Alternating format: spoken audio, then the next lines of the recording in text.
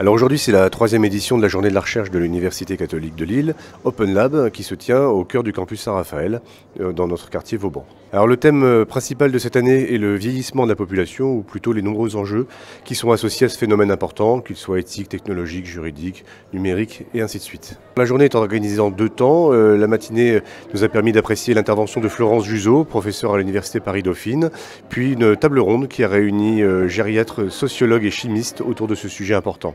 Pour le reste de la journée, chacun peut rencontrer les chercheurs de notre université à travers différents stands et différentes conférences que l'on organise.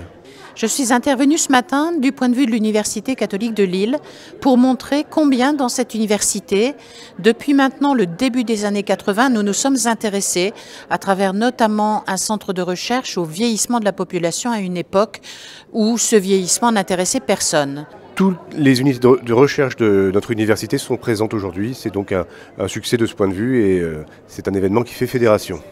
Alors on monte en puissance en termes de participation, de représentativité, d'échange, de qualité des interactions. J'ai vu des chercheurs qui avaient l'occasion de discuter et parler de futurs projets de recherche. Donc une fois de plus, on provoque des rencontres qui vont donner du fruit, on l'espère, en recherche. La recherche, c'est une des missions de l'université. De développer de la connaissance, des nouvelles connaissances. C'est vraiment une mission, je dirais, régalienne de l'université.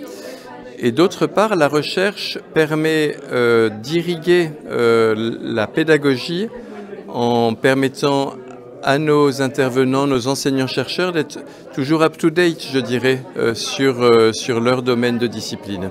On peut encourager extrêmement vivement les différents types de travaux qui sont faits dans ce qu'on appelle désormais l'EHPAD à vocation universitaire, qui bien sûr sert ceux qu'elle soigne et qu'elle prend en charge, mais également se préoccupe des soignants, de la formation de nos étudiants dans différents domaines et de la recherche.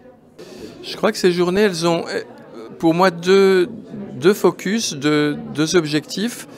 Le premier, c'est de faire communauté, de permettre le réseautage, de permettre aux enseignants-chercheurs des différents établissements de se connaître, de se reconnaître sur des thématiques communes.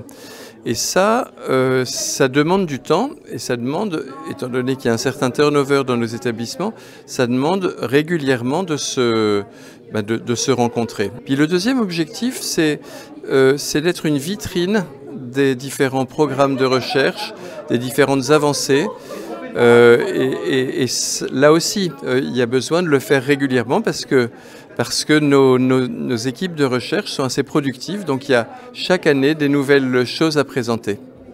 La quatrième édition est déjà en ligne de mire avec pourquoi pas une journée sur la question de la place de l'animal ou le thème de l'intelligence artificielle qui est d'actualité ou celui du cerveau. Écoutez, je suis vraiment heureux de cette belle journée et vraiment elle est permise grâce au soutien de la Fondation de la Cato, donc on la remercie.